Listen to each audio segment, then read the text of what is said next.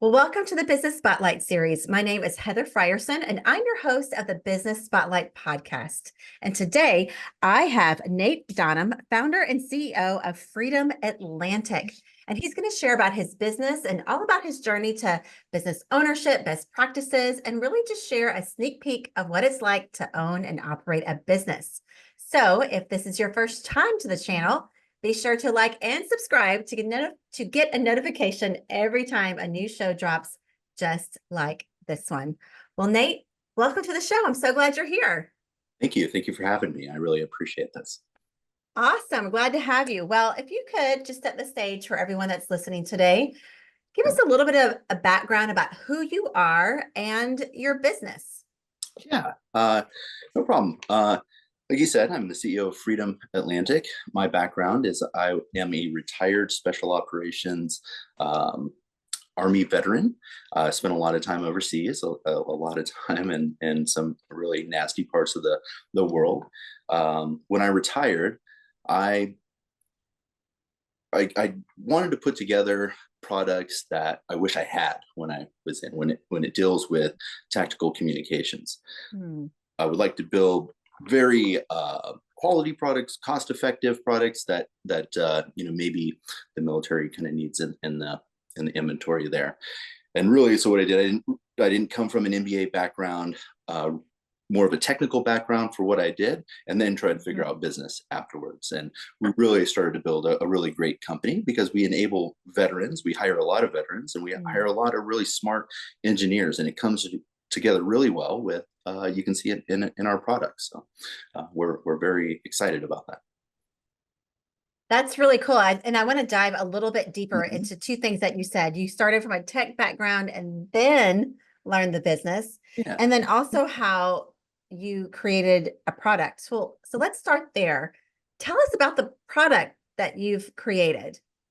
So we do build quite a bit of products. Having my background with being in special operations and knowing what technology works on the battlefield as far as communications goes, that's a lot of experience that a lot of folks don't have, and a lot of companies, don't take advantage of through our veterans. For us, it really started because through COVID, right when people weren't traveling as much, and it caused kind of this pivot. So when I started this company, we were doing a lot of consulting. That's really how I started. Retired from the military, and people were asking about my expertise in some of these uh, some of this technology that we're employing on the special operations side. And it really kind of pivoted through COVID, where my now partners came to me and said, "Hey, well, let's just start building cool hardware. We have Mm. plenty of time." um, People weren't traveling, and so really how we got started is we had military special operations guys come to us and say, "I got this hardware, and it's really expensive. Could you make it better? Could you make it more affordable?" And that's really when we started to Mm. get to work. We actually turned that into a really cool product. So that was an example of that is our PD cable, our power delivery cable that works Mm. with a tactical radio. We built it extremely well, very low electromagnetic interference, and now people are using it quite extensively. And then there's some other products sprinkled in there, but that was kind of really the first product. So we had to figure out, how do you connect with manufacturers or get the right connectors? How do we Mhm. make it rugged enough for military standards? What equipment do we need? There's so much Yeah. of a background in manufacturing, and we pair that up with my experiences being deployed. It really came together quite nicely. Wow. That's a big, I was going to say it's a big jump, but not really, but it is. Like you're in a business that you are very well acquainted with, but it looks different. And by the way, I just want to say on behalf of, I'm sure a lot of our listeners, thank you for your service and all Appreciate that you've done. Um, we really appreciate it. I'm sure there's so much heart that goes into this. It's not it. just a business for you. So That's right. yeah, tell me a little bit about that. So, some of our company values is empowering veterans. We, Mhm. just this weekend, we're down in San Antonio, and we're helping a nonprofit put together a fundraiser for raising money to take care of families. I'm Mm, involved in a lot of nonprofits. We donate a considerable amount, and part of our creative crew is that we like designing merch, T-shirts that we then mm, sell and give the proceeds away to help some of these nonprofits. Help veterans out there. We hire mm. veterans. We are an affiliate of the Three Rangers program. We take young guys that get out, or men or women, and we teach them technical skills, and they come work for us as an intern, or we help them place out there in the world. So, that Mm. is for us is very rewarding, especially given Yeah. background and with the military. It's interesting, I'm sure, that now that you're creating this products or products, I should say, multiple, that you're probably getting real time feedback from So people in the field. yes. So what have we learned? Because we're a little company. I think we're up to about 20 full-time employees now. We started off with just three employees as we grew, and really it was that need from the end user that came to us and said, "I have this problem."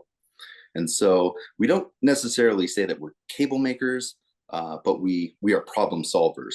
Mm, Anything that has to deal with like tactical communications, and that's in the beginning we didn't do any marketing. It was solely based off of people picking up the phone or these relationships that I had with people that were mm. can you solve this for me? And it's really grown, and that's really what we love to do. We have a span of products that go from cables to these cool little buttons that you snap into the back of your cell phone that do different Hmm. things, to some of the other crazier stuff that we like working on. We're doing some work with a tethered drone company with integrating certain payloads. We're supporting military exercises. It's just been an awesome ride. And once you find the right people and the right talent, Yeah. put solutions together, it just changes everything. So who is your buyer? Yeah. So most of our buyers, I would say probably 90% is from the military. We Okay. also had products or projects, I should say, when um, we would have companies in the defense tech space that would call us and help us and ask if we would help them develop their products and design their products Mm, to fit a certain problem set. We've done those kind of things. We have a major partner in this industry that we absolutely love working with, and that's kind of like the big brother as far as the manufacturing side of it. We're capable of producing small quantities, but those guys, man, big orders, they really help out. We've learned so much in this industry because of them as well. wow. Because I was just thinking, I mean, this is my mind not being in the military. I'm like, who calls you for this? Like, who actually makes a phone call to Yeah. say, hey, we need this in the field? What is that process like? Yeah, so there's a number of ways. There's a whole site out there that you can go in there and where the military bids on stuff, or they're looking for Okay. somebody. Those you know have kind of some specificity to them, like Yeah. they're all for a specific design. Other folks will come and say, "Hey, can you help us brainstorm to create a solution to solve X?" There's other folks that will catch on, like, "Oh, you guys, I heard you guys had this great cable," and what you'll have in the military is you'll have what they call primes, and so there's Mm, 6 or 7 of them. And then once the military bids on them, well, then they're all beating down our door trying to get a quote, right, to win this contract for the military. yeah. Best kind, because those are usually at really bulk numbers. And so that's really, great for us. Yeah. That's really good. They're doing bulk for Yeah. sure. So tell me what it was like working with a team on the field, in the field, if Yeah. that's the right way to say it, and how you took those leadership skills to now Yeah. uh, lead a team of 20 full-time staff in a business setting. Well, I'll say that I've had to grow up immensely through this whole process because, like military guys, it's a different environment altogether. You can have some locker room banter, most Mhm. things like someone will say something and then you get an immediate response, maybe a quote to a movie at a funny time. And what's great about that is a lot of those places and those times, they're met with humor because that's all you got, and you Mm, kind of have this positive foot forward. And then as I transitioned out and became a businessman, well, I've had a lot of great help, a lot of great friends. I had some friends that have started a company and then sold it. A lot of great mentors, and I've also made a lot of mistakes and had to learn the hard way on things. mhm, And then I've also had to take courses, CEO mm, out there. So this transition was tough, but the one thing was being able to lead people. You're either, mm. in the military, you're started as a leader at a very young age. You could be a squad leader. Yeah. You come out and okay, well, you're in charge of these 4 people. You got to make sure they got their dog tags, they got Hmm. uniforms right, their boots are shiny. That's dating me. I don't think they shine boots anymore, but you know, I you, wouldn't know that. I wouldn't know that. So you should have just gone with it. you make sure that they got their ID card and you report the sergeant, and the sergeant's like, all right, thanks, and then you increase in responsibility as you grow in rank. And the that is really helpful for this because some of the hardest things to solve is how do you lead through growth. There's a lot Mm, of books, about that, but that's really tough because if you don't grow with your company, you're kind of like stuck, you know, in a zone that you're not going to be able to overcome. Thankfully for that, through this process, there's been lots of people I've talked to and lots of people that I've been connecting to, and a lot of great veteran programs as well that mm. kind of, grow into a real company, as you'd say. Yeah. Yeah. You actually asked a question yourself that I want to go back and ask and Yeah. answer, Totally. or you answer. How do you lead through growth? Yeah. Well, so first thing, I've learned in business is you can't come to the table with a huge ego. And there's Mm, you can't rule with an iron fist. You can't be a dictator. You have to, when dealing with people that don't have a military background, well, it's a little bit different. So it's mm. where, as a young um, go-getter sergeant in the army, right? You're yelling at people. Yeah, like that's the way, Yeah. that little knife hand point you do, and you're, being Yeah. very direct and concise in And communication. they can't ask why. And they can't ask why, right? But that's also a very toxic leadership trait. One of those things that's like, hey, do what I say, not as I do, or just do it because I say so. But I think when trying to figure out how to build a company, it's very Mm, important that you have folks in your organization that are asking you questions, asking for mm. that feedback. Because if you don't have that, then you're just a dictator. You may not be doing it the best way that's possible. So how do you change through growth? It's a lot of self work. So on top of grinding on the business, you're also, watching people like Gary Vaynerchuk at night or reading a lot of books. Um, Mm. and so, a lot of it is also self study, just like you would if you were going into an MBA program and getting your homework. Yeah. Yeah. I wrote down self work. And I think as entrepreneurs, leaders, business owners, you they only get successful or become successful through growth, which is why that question was so important. How do you Yeah. lead through growth? Because you might be great when the company's small, but what do you like when the company's large? Yeah, exactly. And what I've learned here is that not like everybody in an organization, there's going to come a time where your company's going to outgrow somebody that was there in the beginning, and that's Hmm. okay, right? Hmm. The important thing is how do you recruit and find the talent to continue that growth in your company? Uh, when we were such a small company, Yeah.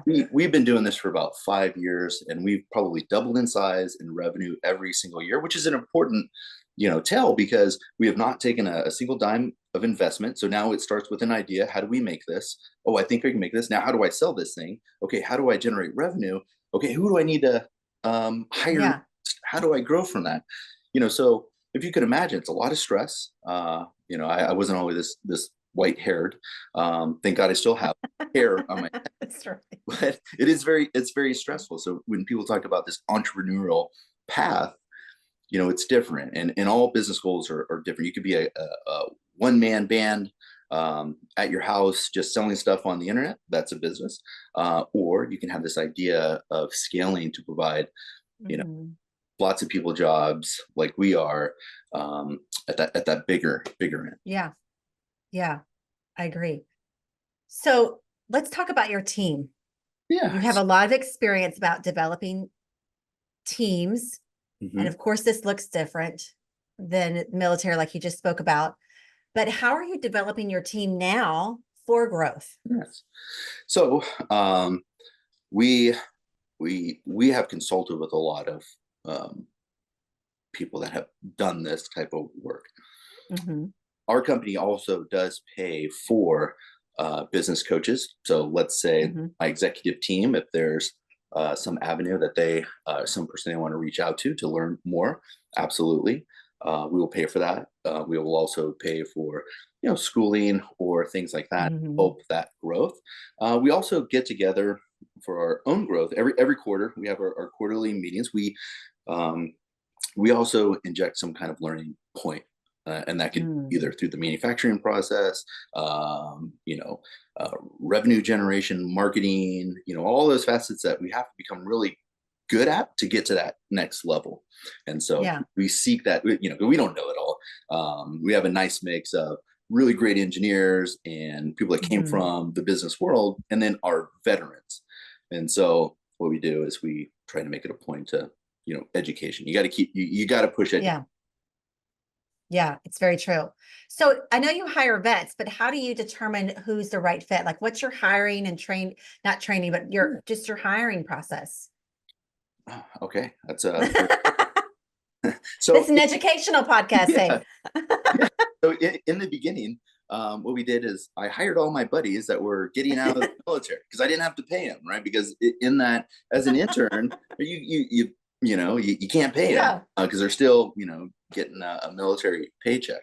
But what it did is allow our network to grow, uh, Mm.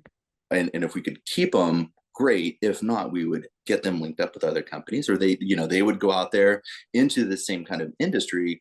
And this is Yeah. great because that network, it's like, hey, I got this guy who needs help solving X, Y, and Z. Thought about you. I'll link you guys up on email, which is great. But then it also um, lets them experience, because I my first job coming out of the military was in an AI company, and I knew as soon as I Oh. came on board that I did not want any part of the corporate world, and I wanted to do something different. Um, Hmm. and so as we grew, we started integrating some really cool things. So first off the bat, when someone shows interest, especially in our veteran community, they do come to us Hmm. as an intern. Then we Hmm. kind of create a roadmap to where they want to go. And That's good. do we need this guy in our or person in our company to fill a position? We had just hired. We have two interns right now. One of them we're moving over into a project management role, and the other one is in a logistics role. And both come, and that was their from the military, and that was their job within it. Right off the bat, we set them up with a culture index survey. If you've never Mm. heard about Culture Index, it's a great tool where you send it out, you learn all about this person, because some of these behaviors will never change in their life, right? The old Mm. adage of a tiger can't change its stripes, so it gets down to the core of their behavior. And is this person right for the role that you want to put them in?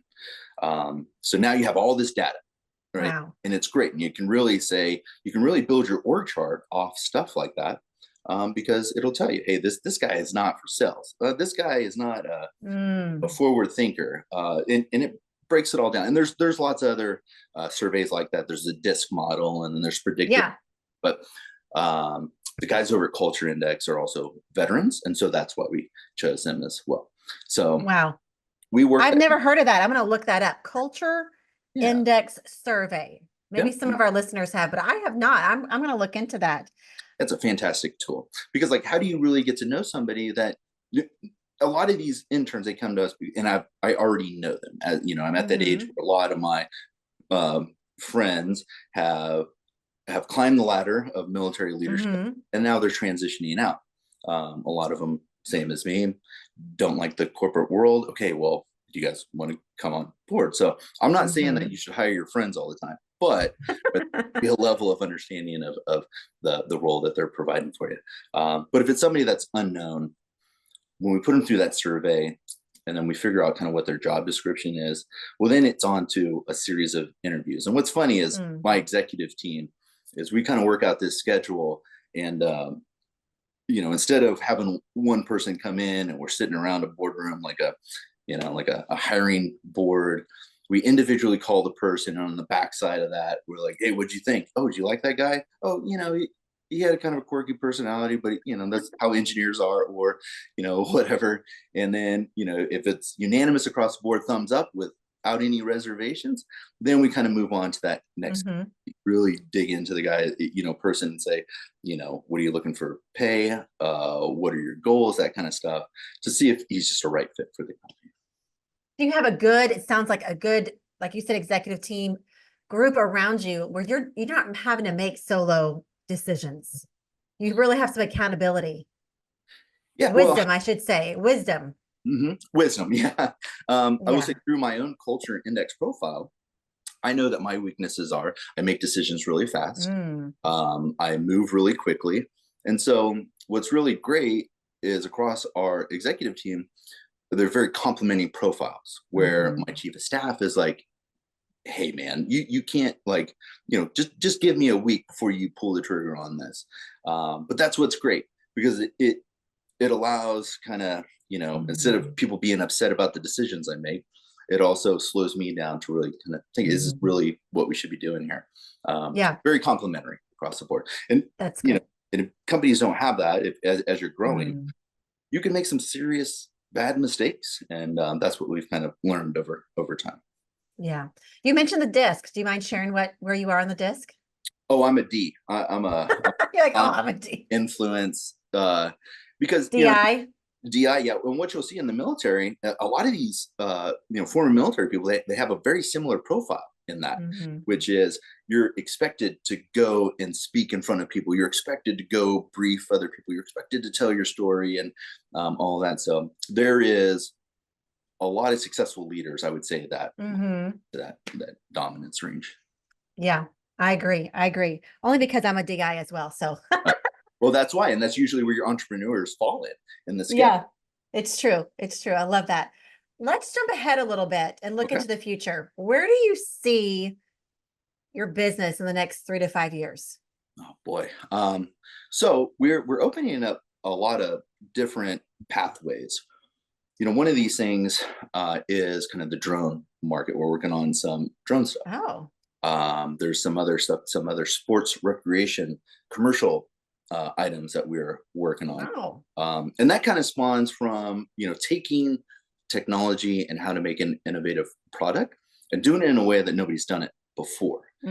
So like an example, I love the game of pickleball, and anybody who knows me is probably just tired of hearing me talk about it. However, I'm like, well, if we get into that space, then I get to play pickleball all day, right? As we build. It's the new trend. It's everywhere. It's amazing. I was just playing last night. I have a tournament, next week. So my sister has been bragging the last couple of weeks that she won bronze on her tournament a couple of weeks ago. That's pretty good. It gives you all the cool facets of being in the military, like the trash talking and the competition, the having to develop a skill and be good at it to, not feel really horrible about how bad you were.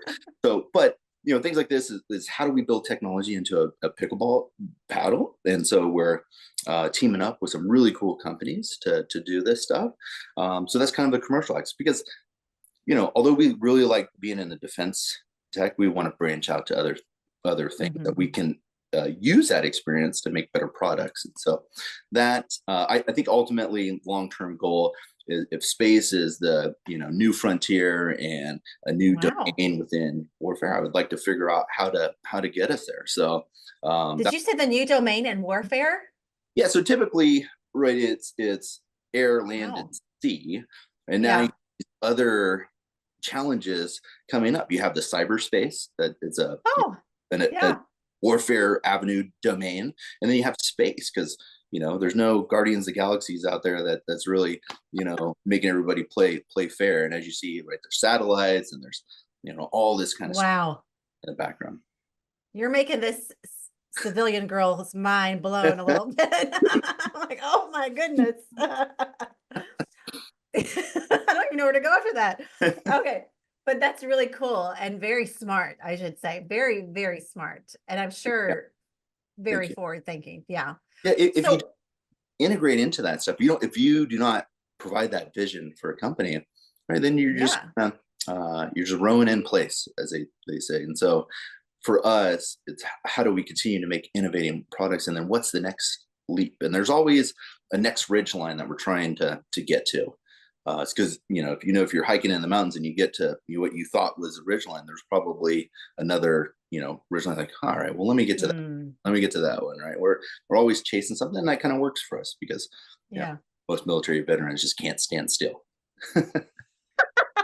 That's awesome.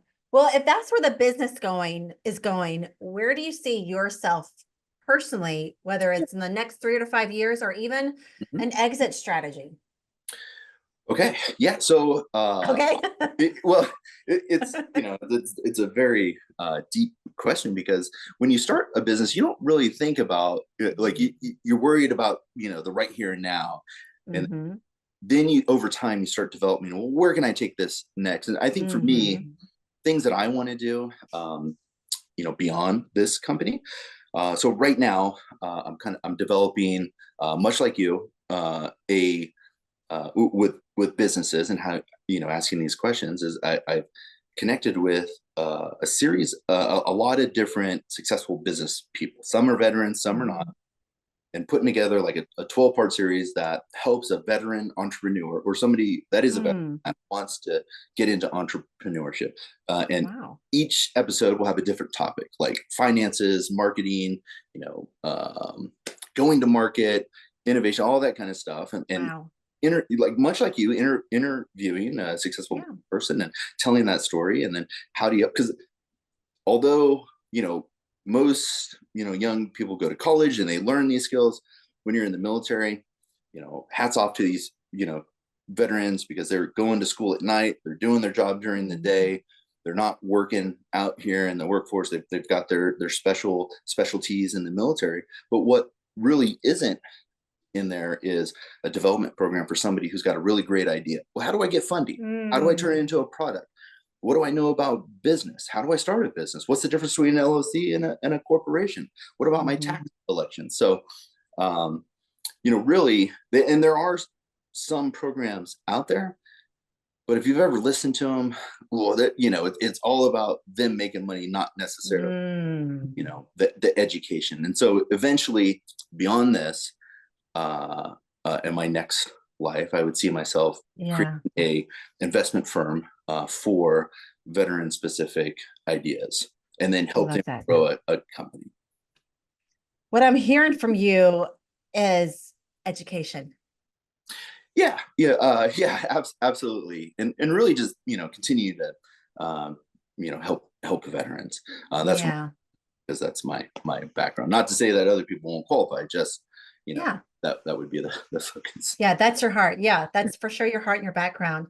What is the one thing you want people to know about your business that we maybe haven't covered yet? Well, I think one thing is that we have a lot of great ideas. We can solve a lot of problems, and I think sometimes because through marketing and conversations or our sales, they're like, well, you're a cable maker. Well, we're a solution provider. Mm. We team up with a lot of industry partners to go out there and help solve these tough issues out there, because who knows, right, what the future is going to hold as far as warfare. I mean, now you got robots, and you got ray guns Crazy. and I know. all this kind of stuff, and how can we get in there and provide our expertise of what we've learned through over 20 years of war. Hmm. Wow. It's amazing. Thank you. Well, this has been a great conversation. And now I want to go into some of our rapid fire questions that are a little bit more fun. Okay, Um, so are you ready? all right, let's do it. Let's do it. All right. What would you say is the key to success for you? Oh, don't get into entrepreneurship. No, I'm just joking. Sorry. Uh, it's consistency and adaptability. It's Mm, always being flexible. right, with where we're going. Yeah, I'm writing that down. Consistency and adaptability. So true. All right. What is your one piece of advice you would give to other business owners? Stay true to your mission. Believe in yourself. Hmm. There's a lot of fluff out there, and if you don't believe in the product that you're providing, you're not, you're not going to be able to succeed. So you have to believe in yourself to be able to run, to get to a success. Yeah. So good. I love believe in yourself because if you don't, you have to do that first, right? That's No one else will, especially if you're thinking investors and yeah. yeah. I myself, I had tried to start this company, and then I would work on it early in the morning. I'd have a full-time job, work at it when I Yep. get home. And a buddy of mine was like, well, you can do anything, you just can't do everything. And then another friend of mine says, well, Mm. if you're not working on your job full time, it's just a hobby.